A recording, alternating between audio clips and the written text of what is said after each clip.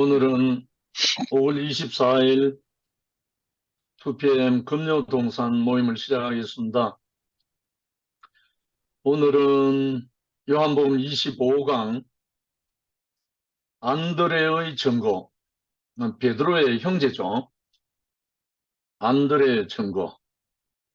본문 말씀 요한복음 1장 40절로 42절 제가 한번 읽을게요. 요한의 말을 듣고 예수를 따르는 두 사람 중의 하나는 시몬 베드로의 형제 안드레라.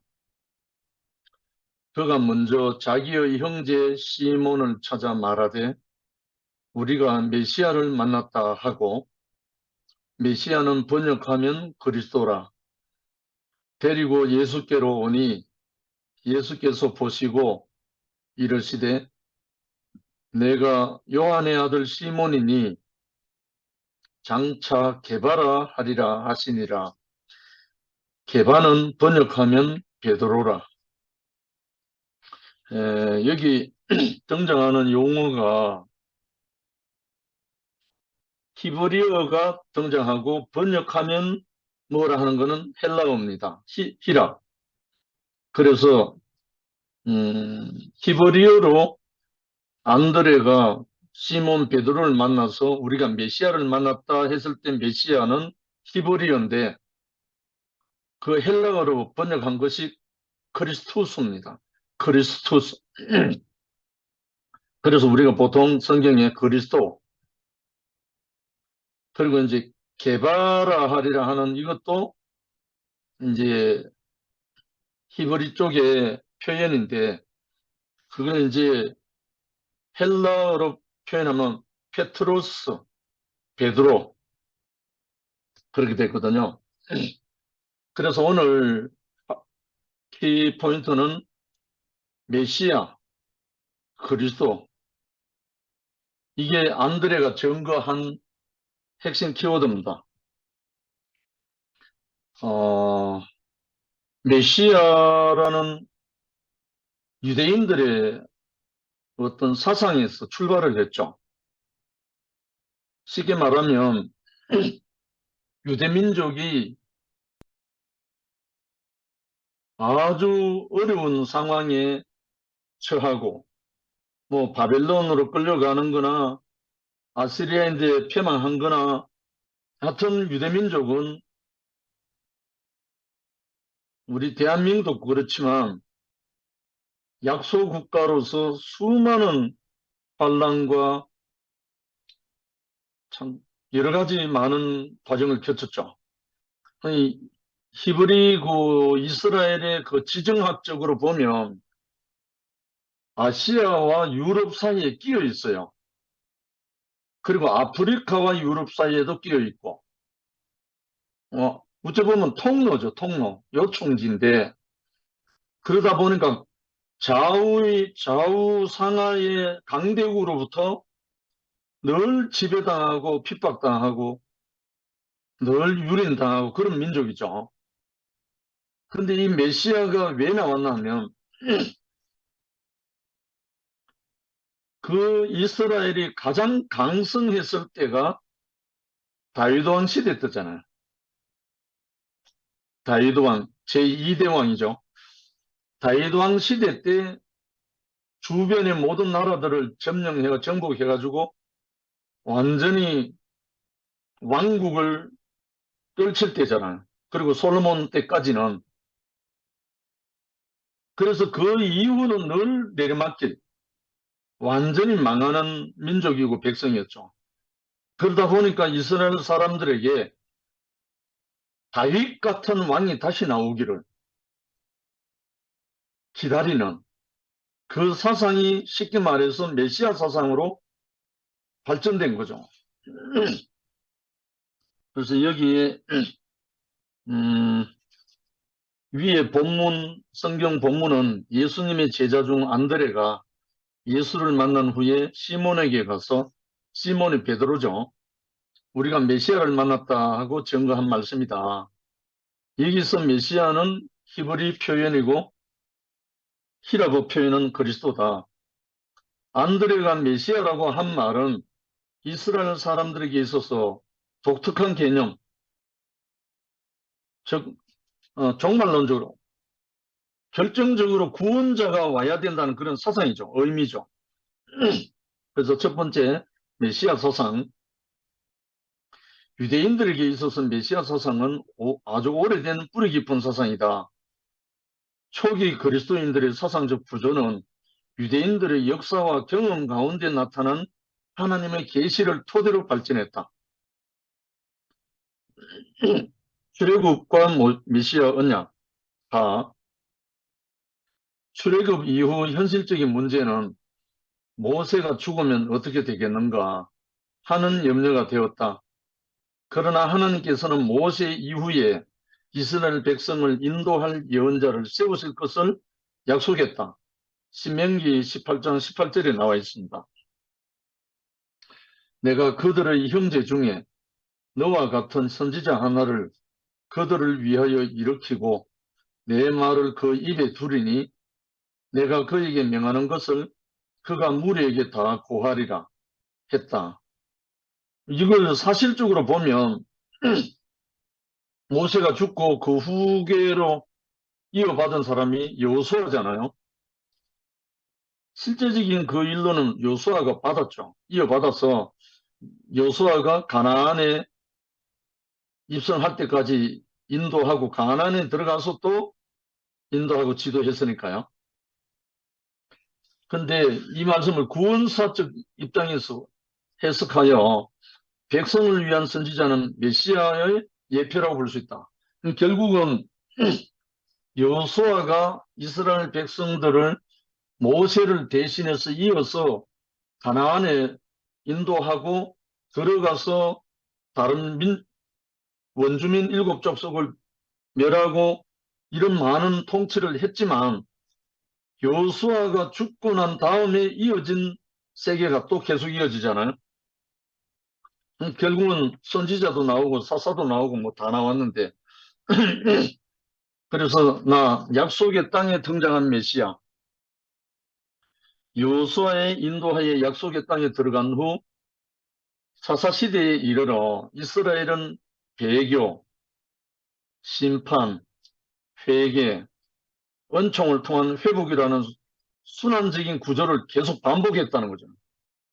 문제가 발생하면 그 문제를 해결하기 위한 메시아로 사사가 등장하고 결국은 선지자가 등장하고 늘 그랬죠. 이스라엘에 문제가 발생할 때마다. 그러다가 그런 혼란 가운데 이스라엘은 다른 나라처럼 왕이 있어야 되겠다는 필요를 절감하고 그때 선지자 사무엘에게 왕을 요청했다. 우리도 왕을 세워달라. 이로 인해 이제 예언자나 제사장 외에 제3의 지도자인 왕이 등장하게 되었는데 이 왕이 메시아의 예표였다. 1대 왕은 사울인데 사울은 실패자였죠. 근데 2대 왕 다윗이 이스라엘의 건국과 부흥을 이끌었는 주변의 모든 나라를 정복하고 이스라엘을 평화롭게 했던 그 다윗이었잖아요. 그래서 이 다윗으로부터 시작된 게 메시아 사상의 현현입니다. 다윗에게 주신 메시아 약속. 이스라엘에 주신 첫 번째 왕은 사울이었지만 실제 이스라엘 왕조의 시작은 다윗으로부터 형성되었다 할 수 있다. 여호와께서 다윗에게 구체적인 약속으로 메시아를 주시겠다고 했는데 이 중에 다윗은 특별한 관심의 대상으로서 후손이 뒤를 이을 것이며 그의 왕국이 영원한 것이라고 약속하셨다. 사무엘하 7장 8절로 16절에 나온 내용입니다. 그 내용은 잠시 제가 한번 읽어드릴게요. 요 중요한 부분이라서. 사무엘하 7장 10절로 14절만 읽겠습니다. 내가 또 내 백성 이스라엘을 위하여 한 곳을 정하여 그를 심고 그를 거주하게 하고 다시 옮기지 못하게 하며 중간 생략하고 여호와가 너를 위하여 집을 짓고 내 소환이 차서 내 조상들과 함께 누울 때에 내가 내 몸에서 날 내 씨를 내 뒤에 세워 그의 나라 왕위를 영원히 경고하게 하리라. 그는 내 이름을 위하여 집을 건축할 것이요 나는 그의 나라 왕위를 영원히 경고하게 하리라. 나는 그에게 아버지가 되고 그는 내 아들이 되리니 하신 말씀을 다윗에게 주신 메시아 약속이었다.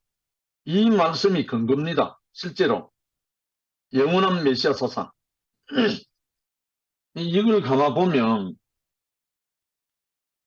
다윗의 다윗의 왕위가 영원할 것이라고 했거든요. 다윗의 홀이 영원할 것이다 이렇게 했는데 역사적으로는 영원하지 못했어요. 솔로몬에게 가서 남북 왕조로 갈라지고 결국 조금 있다가 북왕조가 먼저 망하고 남왕조 유대가 뒤에 망하고 다 망했어요. 결국은 이 말씀의 성취는 역사 속에서는 이루어지지 않았어요. 근데 이게 어디로 이 예언, 사무엘하 7장에 나오는 이 예언이 어디까지 이르렀냐면 그리스도가 나오기 위한 그 예언의 말씀으로 발전한 거예요. 그러니까 너의 왕위가 영원하다. 그의 나라 왕위에 영원히 경고케 한다. 그리고 그에게 아버지가 되고 내가 그에게 아버지가 되고 내 아들이 된다. 이 말을 한 것은 그리스도 예수가 나오기 전까지는 이 말씀이 나타난 적이 없어요. 그리스도 예수가 세례 요한에게 요단강에서 세례받고 올라올 때 성령이 비둘기같이 임하고 들려온 음성이 그거잖아요. 이는 내 사랑하는 아들 내 기뻐하는 자니 이 말씀 하셨죠. 그리고 또 변화산상에서 또 그 말씀을 하셨죠. 이는 내 사랑하는 내 기뻐하는 너희는 저의 말을 들으라. 결국은 그리스도가 이 사무엘하에 말씀한 이것을 성취하는 영원한 왕위를 이은 사람이 그리스도라는 거예요. 그리스도. 그리스도를 다른 말로 하면 기름 부음 받은 자잖아요. 기름 부음 받은 자. 기름을 붓다. 결국은 하나님의 생명의 영으로 이는 내 아들이라 하고 인친 거잖아요. 인친 거. 이는 친 거. 성령이 임한다는 말은 너는 내 것이라는 말입니다. 하나님의 성령이 침례당한다는 말은 성령으로 침례한다는 말은 너는 내 것이다 하고 회복한다는 뜻이에요. 세례 요한, 침례 요한이 물로 세례를 주는 것은 죄를 회개케 하는 거고 그리고 성령으로 세례를 베푸는 사람, 하나님의 아들이 오면 그 하나님의 아들이 성령으로 세례를 준다는 말은 너는 내 것이라 하고 구별한다는 뜻이에요. 다른 말로 거룩하게 한다는 거예요. 그러니까 사무엘을 통해서 예언한 이 말씀이 결론적으로 예수 그리스도에게 와서 이루어졌다는 거예요. 결국은 메시아 사상 곧 그리스도는 예수 그리스도를 말하는 거죠. 근데 잠시 쉬어가면서 한 가지 예를 들 거는 우리나라에도 조선시대에 남사고의 격암유록이라는 게 있잖아요. 그리고 또 정감록이라는 게 있고 거기에 등장하는 정도령이라는 사람이 나옵니다. 그 정도령, 정시성을 가진 사람이 나오면 나라를 태평성대를 이루고 하는 이런 말이 나와요. 그런데 그 정시라는 말을 어떻게 풀이놨냐면 뭐 정진화하는 식으로 이 성씨 정이 아닙니다. 그게 나오는 거 보면 7에다가 3을 더한 10성지를 말하는 거예요. 7에다가 3을 더하면 10이거든요. 10. 10성지, 다른 말로 열십자를 가리키는 거예요. 열십자를 가리키는데 그 우리 의역, 영어로 해석을 하면 십자가로 승리한 사람이 나타난 그걸 말하는 거거든요. 이 조선의 정감록 안에도 그게 이제 거기서 남사구가 예언한 예언서잖아요. 교감유록이. 근데 그 상제라고 나와 있죠. 상제가 한반도에 강림하신다 이래 나와 있는데 그걸 십성지라 그럽니다. 우리말로 하면 생명의 이 말씀을 하면 십자가로 승리한 그들이 나타난다 이 말이에요. 근데 이 교감유록 정감록의 정도령 오는 때는 그 계산을 하면 2025년 10월로 돼 있어요. 그거만 믿거나 말거나 하지만 결국은 우리 안에 십자가의 부활의 능력이 승리하면 하나님이 함께 한 거래요. 참 우리 한반도에 어떻게 이런 예언이 있는지 모르겠는데 저는 청소년 때 이거 제법 들었거든요. 근데 그리스도가 오면 모든 것을 회복하고 모든 종국적으로 문제를 해결하는 구원자라고 돼 있잖아요. 구원자. 근데 그리스도가 물질적이고 시공간적이고 그런 어떤 생태적인 문제를 해결하는 분이 아니라 사람의 위치를 회복하는 거잖아요. 결국은 그리스도라는 분은 하나님으로부터 하나님의 영으로 기름 부음 받은 자니까 다른 말로 하면 우리의 형상을 따라 우리의 모양대로 사람을 짓자 한 그 사람으로 회복되는 거니까 물질적인 축복도 아니고 신체적인 축복도 아니고 예수가 말씀하신 산상복음 제일 마지막에 하신 말씀 내가 너에게 이런 말은 영이요 생명이니라 하신 말씀처럼 영이요 생명인 그 생명으로 회복한다는 거잖아요. 이 생명이 회복되는 길은 기름 부음 받은 자가 그리스도가 그렇게 한다는 거예요. 그러니까 다윗에게 메시아 약속한 이것은 구약적으로 표현하면 이스라엘 민족이 회복되는 거고 압제당하는 데서 회복되는 거고 뭐 이런 물질적이고 시공간적인 역사적인 그걸 말하거든요. 구약에서 하는 다윗의 약속은. 그러나 이것이 발전해서 이스라엘에게 오기까지 육에서 영으로 비인격적인 것에서 인격적으로 이렇게 옮겨졌단 말입니다.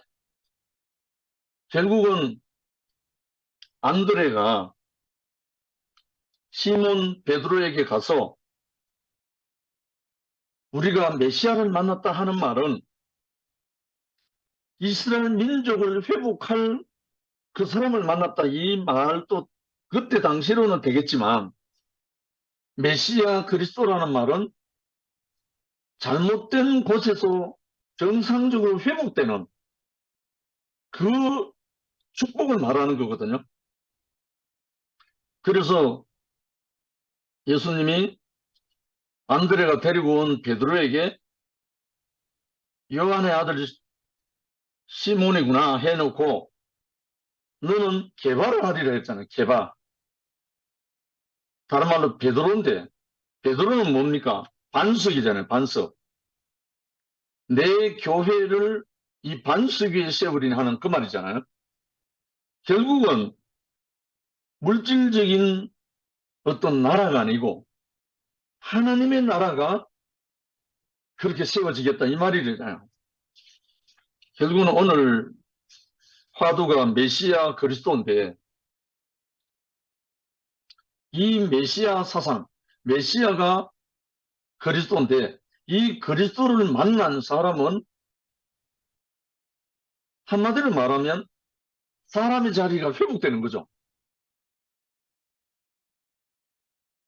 사람의 자리가 회복된다는 말은 그 기름 부음을 받은 거예요. 생명의 영의 기름 부음을 받은 거예요. 다른 말 이게 성령 세례거든요. 생명의 부음을 받으면, 다른 말 성령 세례를 받으면 그걸 부으신 분도 그리스도지만 그 생명 세례를 받고 나면 그 사람이 그리스도로 회복된다는 거예요. 그러니까 이게 하나님이 원하시는 종국적인 결론이죠. 그래서 나는 그의 나라 왕위를 영원히 경고하게 하고 나는 그에게 아버지가 되고 그는 내 아들이 되리라. 결국은 하나님과 우리 관계가 아들로 회복된다는 거예요. 이게 이제 우리가 예수를 만나는 접점, 예수가 하나님의 아들로 오신 그것이 우리 자신으로 체휼하는 시간이에요.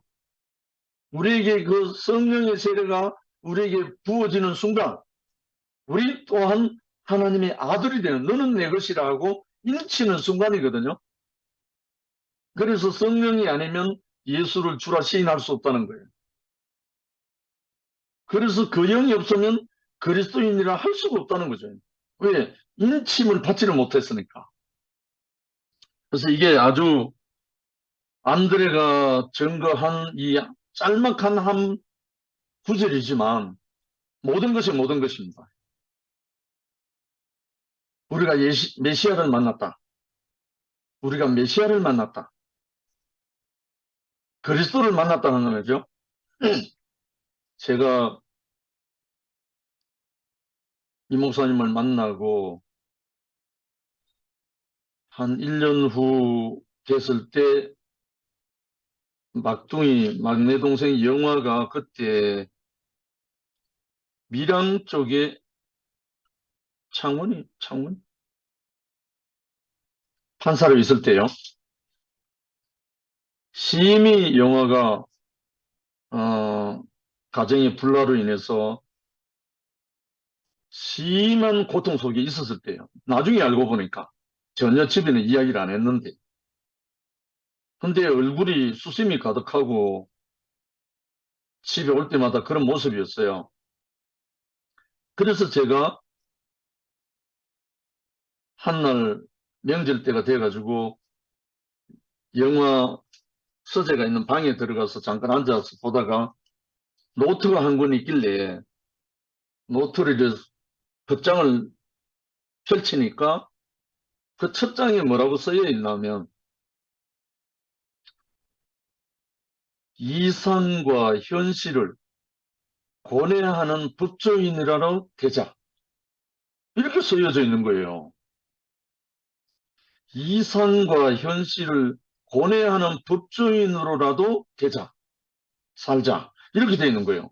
아, 이거 분명히 무슨 깊은 뜻이 있는 것 같아가지고 뭐가 있긴 있는 것 같다 하고, 영화가 이제 한번 와서 만났을 때 제가 물었어요.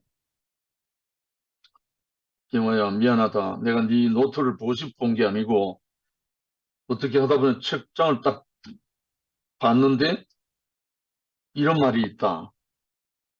이상과 현실을 고뇌하는 법조인으로라도 살자. 이 말인데 이게 무슨 말이고? 그렇게 물으니까 영화가 고개를 푹 숙이면서 아무 말도 안 하는 거예요. 그래서 제가 뭔가 있구나 하고 알아챘죠. 그래서 제가 그때부터 제가 말을 했죠. 영화야, 내가 지금까지 예수를 믿는다고 달려왔는데 정말 내가 잘못 믿었고 잘 몰랐다. 정말 내가 네 앞에 고백할 수밖에 없는데 너는 나를 보고 따라왔겠지만 내가 정말 예수를 잘못 알았다. 근데 내가 머리에서부터 발끝까지 기름이 흐르는 분을 내가 만났다. 그러니까 영화가 아니 그게 뭔데요? 그리스도다. 내가 그리스도로 기름이 흐르는 분을 내가 만났다. 하고 그때 이제 증거하기 시작한 거예요. 그때가 1990년인가? 그러니까 영화가 깜짝 놀라는 거예요. 그리스도라고요? 그래. 멀지 않다. 우리가 그때 성면교회 성당시장 앞에 우리가 살 때거든요. 여기서 가깝게 살고 계시는 목사님이다. 설날, 내일 설날인데 세배도 할 겸 한번 가볼래? 하고 나서는데 따라왔어요. 그래서 영화가 그때 저를 따라서 목사님 댁에 간 거예요. 가서 목사님께 질문한 첫 질문이 목사님 그리스도가 뭡니까? 이래 물었어요. 영화가. 그때 목사님 뭐라고 대답했냐면 목사님 감 잡고 알아챘는지 그래 형제 나는 누가 높이 끌어올려도 올라가지 못하고 누가 끌어내려도 내려갈 데가 없는 사람이다. 이렇게 말을 한 거예요. 제가 분명히 영화가 큰 오해를 하고 왔을 줄 알고 목사님 자신이 그렇게 말을 한 거예요. 그때부터 영화가 그 말을 듣고 안심이 돼가지고 계속 질문하고 교통하고 그때부터 영화 교회 생활 시작된 거예요. 결국은 그리스도는 뭔가 하나님의 생명이 기름 흐르듯이 생명으로 흐르는 사람이다. 하나님의 생명이 기름 부음 받아서 그 생명의 기름 부음 받아서 그냥 흐르는 그 사람이다. 이게 이제 메시아 그리스도거든요. 그래서 이제 구약에는 그러함에도 이스라엘은 바벨론 왕 느부갓네살에 의해 예루살렘이 점령되고 백성들은 모두 포로로 잡혀가서 완전히 망했다. 북왕조 열지파 이스라엘은 아수르에게 망하고 BC 722년에 남왕조 바벨론에게 망했다. BC 586년에. 그러나 이스라엘 민족은 하나님이 약속하신 것은 반드시 지키실 것이라는 신앙을 갖고 있었다. 그 메시아 사상으로요. 그래서 제가 이 그리스도 메시아라는 이것이 이스라엘에게 계속 발전적으로 유전되고 계속되어 오는 거예요. 그래서 두 번째, 바벨론의 포로와 패망으로 발전한 메시아 사상. 쉽게 말해서 바벨론의 포로가 되고 패망했기 때문에 발전한 메시아 사상인 거예요. 이스라엘 아쉬운 거 없고 자기 나라 제대로 굴러갔으면 이 메시아 사상이 발전할 이유가 없죠. 우리나라 조선시대에 그 험악한 세월이 없었다면 남사고의 격암 누룩이 나올 이유도 없고 정감록의 정도령이 나올 이유도 없는 거예요.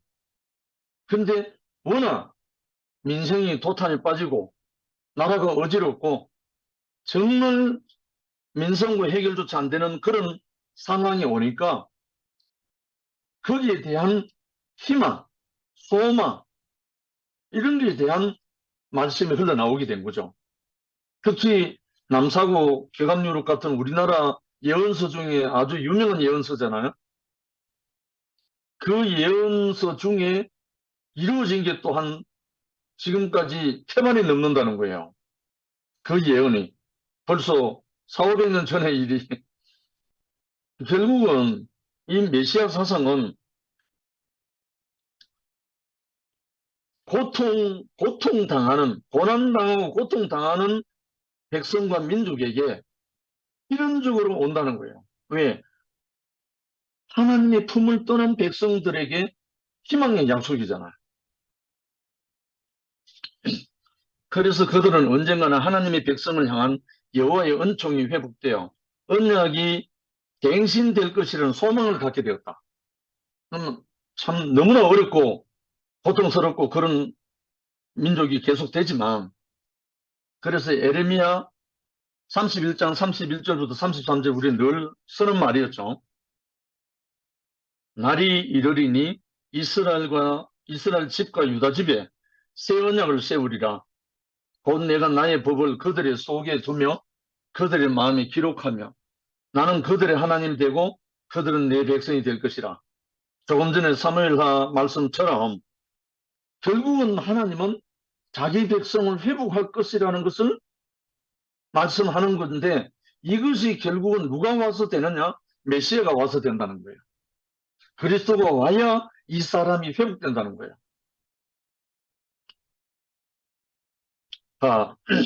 한 사람의 어렵고 새로운 왕을 다윗의 가문에 일으키실 것이라 약속. 결국은 이사야서에 보면 한 사람의 의롭고 새로운 왕을 다윗의 가문에서 일으키실 것을 약속했다. 이사야 9장 6절 7절에 보면 이는 한 아기가 우리에게 낳고 한 아들을 우리에게 주신 바 되었는데 그 어깨에는 정사를 메었고 그 이름은 기묘자라 모사라 전능하신 하나님이라 영존하시는 아버지라 평강의 왕이라 할 것임이라. 그 정사와 평강의 더함이 무궁하며 그 다윗의 위에 앉아서 그 나라를 굳게 세우고 지금 이후 영원토록 공평과 정의로 그것을 보존할 것일 것이라. 이것이 이스라엘 백성들의 메시아에 대한 소망이다. 결국은 이 약속이 이사에게 한 이 약속이 이스라엘 민족에게 이루어진 적이 한 번도 없다는 거예요. 어느 시대에 어느 때에도 이루어진 적이 없는 거예요. 결국은 한 아기가 우리에게 낳고 이 이사야서의 이 말씀들이 신약에 예수가 태어났을 때 표현해 놓은 그것과 발전돼서 연결되어 있잖아요. 나 자신들이 땅에서 다시 살게 해주실 것을 기대한다. 사무엘하 7장 8절 이하에 보면 내가 내 백성 이스라엘을 위하여 한 곳을 정하여 제1을 심고 제2로 자기 곳에 거하여 다시 옮기지 않게 하며 라는 말씀이 있다. 이것은 자신들이 땅에서 다시 살게 해주실 것을 약속한 말씀으로 다시는 포로로 잡혀가는 일이 없을 것이다. 그 땅에 돌아와 살 것이다. 이 말씀이라는 거예요. 근데 이스라엘에 이런 적이 한 번도 없거든요. 2000년 동안 유리방황하면서 나라를 잃어버린 그들에게 이 예언, 이 약속의 말씀을 지키기 위해서 팔레스타인 그 땅에 이스라엘 나라를 건국한 것이 1948년이잖아요. 그런데 이렇게 해도 아직 이 예언의 말씀이 이루어지지 않은 거예요. 그리스도가 아니면 이루어질 수 없는 거죠. 물질적이고 정치적인 나라를 말하는 게 아니기 때문에 다 야훼의 종에게 구원을 위임한다. 하나님의 종에게 구원을 위임한다는 거죠. 근데 거기에 이제 고레스가 등장합니다. 고레스를 세워 이스라엘을 구원하신다. 바벨론에 포로된 이스라엘 백성을 구원하려고 여호와의 종에게 구원을 위임하셨고 바벨론을 멸망시킨 페르시아 파사 제국의 고레스를 새로운 왕으로 세워 이스라엘을 구원했다. 이 고레스라는 사람은 페르시아 왕이잖아요.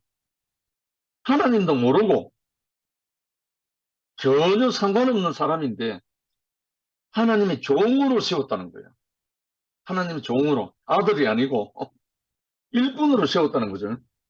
그 고레스를 들어서 이스라엘 백성을 자기 땅 고국으로 보내서 성전도 짓게 하고 그 땅에 가서 너희 하나님을 잘 섬기라 하고 다 풀어줬다는 거예요. 언제? 바벨론의 포로가 되어 갔던 그들을 페르시아가 바벨론을 침략해서 멸망시키고 난 다음에 고레스 왕, 페르시아 왕이 이스라엘 백성을 풀어줬다는 거예요. 그러니까 결국 이스라엘 백성들에게는 고레스가 그때 당시로는 그리스도라는 거예요. 이상하죠? 예. 사실적으로 그렇게 해줬기 때문에 그렇게 표현하는 거죠. 근데 이 고레스는 이방인일 뿐만 아니라 여호와와 관계없는 사람임에도 여호와께서는 그를 통해서 공의를 베풀 것이라고 약속했다. 실제로 이루었다는 거예요. 그래서 이사야 42장 1절에 내가 붙드는 나의 종, 내 말 기뻐하는 나의 택한 사람을 보라. 내가 나의 신을 그에게 주었은즉 그가 이방의 공의를 베풀리라. 이사야 45장 1절에 보면 나 여호와는 나의 기름 받은 고레스의 오른손을 잡고 열국으로 그 앞에 항복하게 하며, 참 신기하죠? 이상하잖아요. 페르시아 제국의 왕인데 어떻게 나 여호와는 나의 기름 부음 받은 고레스의 오른손을 잡고 열국으로 그 앞에 항복하게 하며, 그렇게 해서 이스라엘 백성을 풀어줬다는 거예요. 그러니까 하나님은 누구든지 일꾼으로, 종으로, 바람으로 그렇게 쓰실 수 있다는 거예요. 그리고 두 번째, 고난받고 영광을 받는 종을 세우신다. 이사야 53장 10절에 결국 이사야서의 예언은 고레스를 통해서 이루어졌고 예언자를 통해 약속한 예언이 성취되었던 것이다. 뿐만 아니라 여호와께서는 고난받고 영광을 받는 종을 세우겠다고 약속하셨다. 이사야 53장 10절에 여호와께서 그로 상함을 받게 하시기를 원하사 빌고를 당케 하셨은즉 그의 영혼을 속건 제물로 드리기에 이러면 그가 그 시를 보게 되며 그 날은 길 것이요. 결국은 이사야를 통해서 예언한 이 말씀을 이스라엘 백성을 향해서 예언을 했는데 그 예언을 성취하는 것은 이스라엘 백성이 생각하는 그 사람이 아니라고 얼마든지 이루신다는 거예요. 하나님의 뜻에 의해서. 이 말씀에서 우리는 두 가지 약속의 대립을 본다. 첫째는 고레스라는 왕에 의한 해방은 현실로 이루어졌기 때문에 쉽게 받아들일 수 있으나 두 번째 약속인 고난받는 종을 통하여 구원자가 온다는 말씀은 받아들이기 어려운 문제다. 결국 이 말이 무슨 말이냐면 고난받는 종을 통해서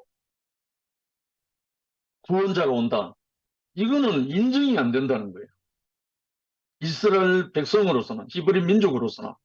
근데 이 고난받는 종이 누구냐면 그리스도 예수라는 거예요. 십자가의 고난을 통해서 구원자가 되는 건데 이거는 이스라엘이 도무지 믿을 수가 없고 받아들일 수가 없어서 메시아를, 그리스도를 배척한 거죠. 십자가에 죽인 거죠. 한마디로. 그다음에 포로기에 접어들면서 메시아에 대한 소망에 집중했다. 이스라엘은 포로기에 접어들면서 메시아에 대한 소망에 집중했고 야훼의 날을 기대하였다. 그것밖에 다른 길이 없었기 때문에 그날은 종말론적인 날로서 구원자가 온다는 믿음을 가지고 있었다. 이게 이제 요엘서 2장 11절에 나와 있잖아요. 사도행전 2장에도 나오지만 이 땅 거민으로 다 떨게 할지니 이는 여호와의 날이 이르게 됨이라. 여호와의 날이 크고 심히 두렵다. 다 당할 자가 누구이랴. 결국은 여호와의 날이 오면 하나님이 당신의 일을 이루신다는 거예요. 이것은 구원자가 온다는 말로 여호와의 날이 오면 세상은 멸망을 당하고 이스라엘은 구원을 받게 된다는 것이다. 이건 이제 역사적으로 어떤 물질적으로 보면 이스라엘은 승리하고 세상은 멸망한다 이렇게 볼 수 있지만 이걸 내 말은 영이요 생명이라 하는 예수 그리스도의 말씀으로 정리를 하면 하나님의 생명이 들어간 사람은 승리자가 되고 하나님의 생명을 배격한 사람은 멸망하게 돼 있다 이 말이잖아요. 결국은 구약이 신약으로 넘어오면서 인격으로 옮겨져 버렸죠. 성전도 물질적인 성전에서 인격적인 성전으로 변환됐잖아요. 대치되고. 그래서 마지막에 이제 세 번째 구원사의 절정, 그러니까 메시아 그리스도, 그가 오면 구원자라고 했잖아요. 구원, 구속. 쉽게 말하면 구속은 구원을 위한 입문이죠. 구원을 위해서 구속이 필요하니까. 구약 안에서 하나님의 지속적 계시와 관계를 기독교적 관점으로 보았을 때 여호와의 날은 예수의 오심에서 절정에 이르렀다. 결국은 구약에서 하는 그 계시와 모든 말씀들이 오늘날 크리스찬 관점에서 봤을 때 여호와의 날은, 하나님의 날은 예수의 오심에서 절정을 이뤘다. 이 말이 예수가 세례요한에게 세례받고 난 뒤에 첫 일성이 회개하라 천국이 가까이 왔다 이렇게 했잖아요. 그럼 결국은 예수님 자신이 천국이라는 말이잖아요. 구원사의 절정, 구원의 절정은 그리스도가 오면 구원이 되는 거예요.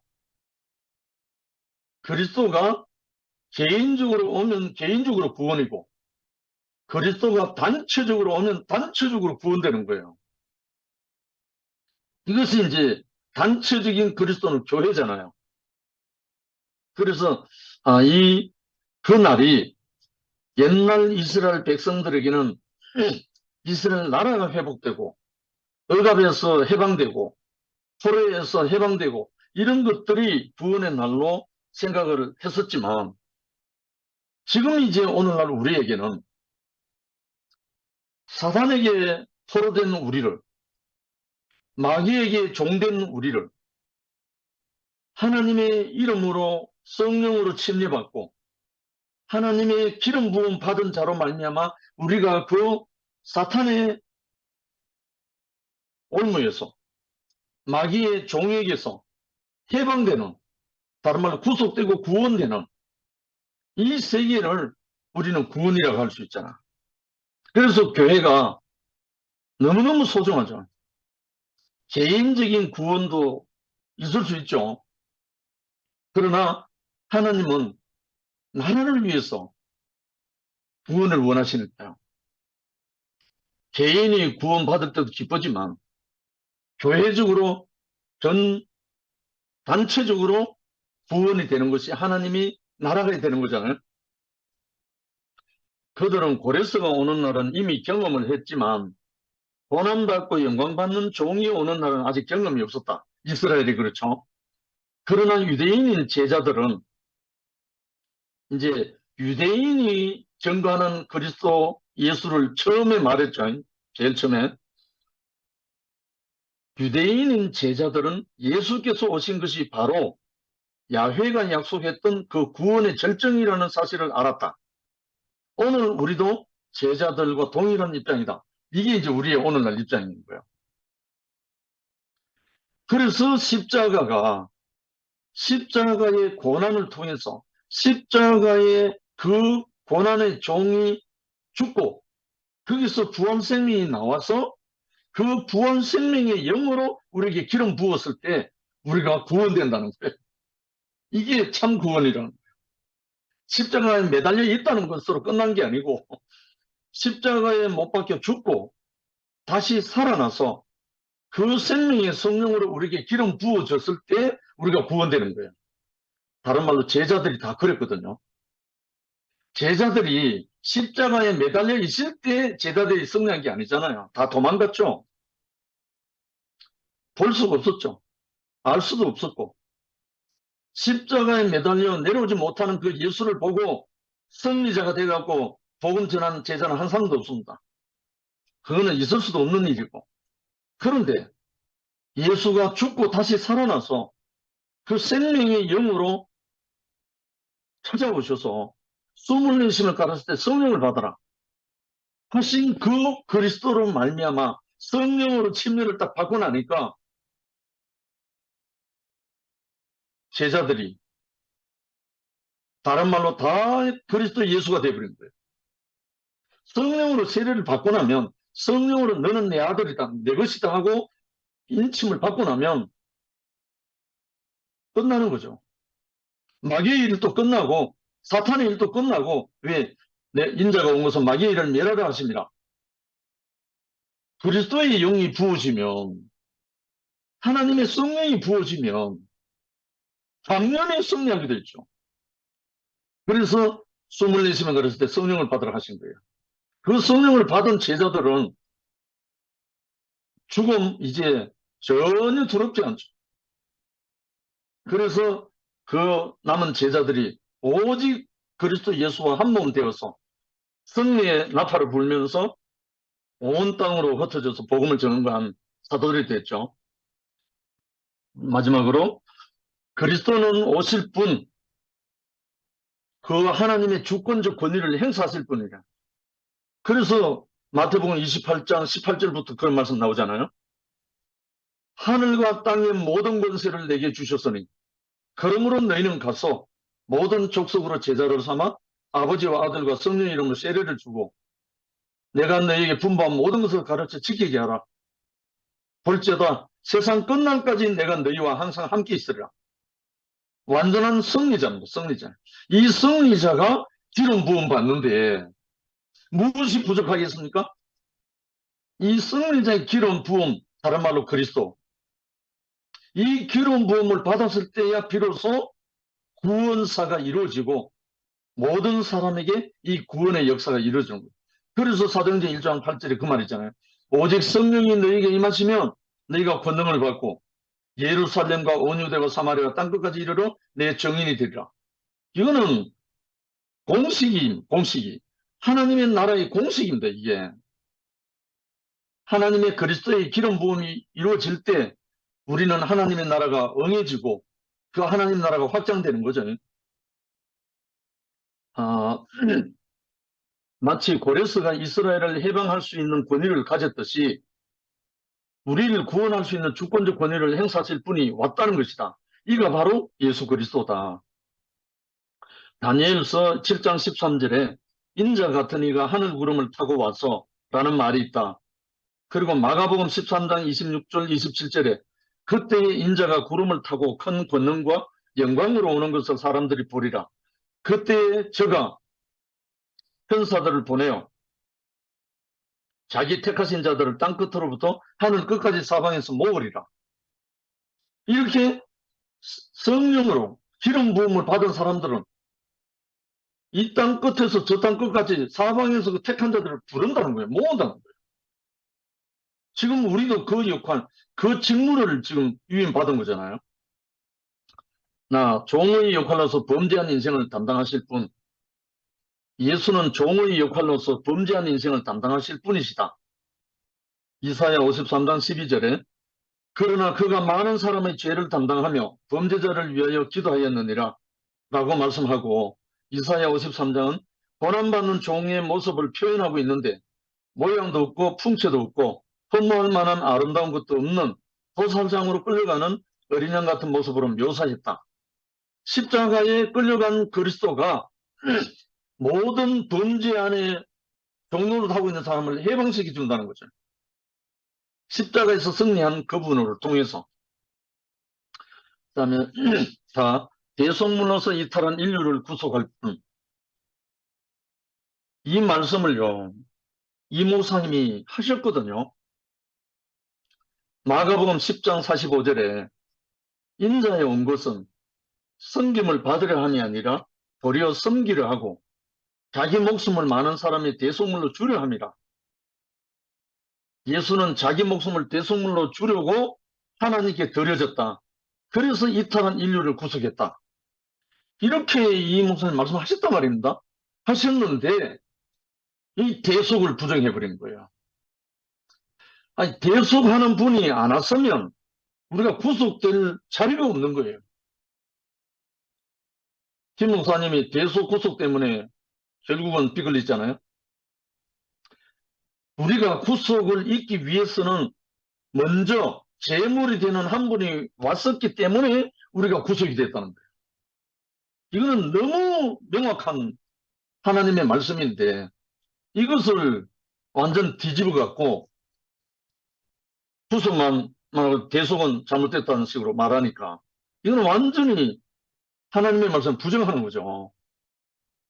라 버려진 돌로서 새집 새나라를 지음. 예수는 버려진 돌로서 새집 새나라를 지으신 분이다. 시편 118편 22절 23절에 건축자의 버려진 돌이 빈 모퉁이 머릿돌이 되었나니 이는 여호와의 향하신 것이 우리 눈에 기이한 바로다. 마가복음 12장 10절에 건축자들이 버린 돌이 모퉁이 머릿돌이 되었나니 한 말씀처럼 건축자의 버린 돌이 집 모퉁이 요긴한 돌이 되신 분이 예수다. 누가 버렸습니까? 이스라엘 민족, 유대인들이 버렸잖아요. 그러나 하나님은 그를 집 모퉁이돌, 무슨 집? 하나님의 집입니다. 세상 집이 아니고 하나님의 집 모퉁이돌, 다른 말 연결하는 정말 참 은혜라고 말할 수밖에 없죠. 예수는 새 인류를 위해서 하나님이 준비하신 메시아다. 그는 옛 것들을 다 포함하시고 모든 것을 새롭게 하실 분으로 하나님의 소원을 성취하실 분이다. 그는 종으로서 인류를 담당하시고 대속물로 이탈한 인류를 하나님 앞으로 구속하셔서 새 사람으로 새 나라를 세우려 오신 그 오실 분이다. 그리고 우리에게는 오셨고요. 그래서 그리스도는 우리를 새롭게 할 메시아이고 새로운 나라를 건설하신 메시아 곧 그리스도다. 그럼 이 그리스도를 이 예수 그리스도를 우리가 알기만 하면요. 승리자로 살 수밖에 없거든요. 우리 노래 중에 노래 203번이 바로 그 찬송이잖아요. 승리자. 너와 나 사는 여기에 예수의 영광 안고 정말 이 그리스도 예수를 알기만 하면 예수를 아는 것이 영생이면서 승리죠. 사실은. 그래서 이 예수가 우리의 메시아고 우리의 그리스도입니다. 그래서 안드레가 증거한 이 우리가 메시아를 만났다는 이 메시아 그리스도를 우리도 만났습니다. 이 메시아 그리스도와 함께 교회로 함께 승리하게 하신 우리 주님을 찬양합니다. 아멘. 감사합니다.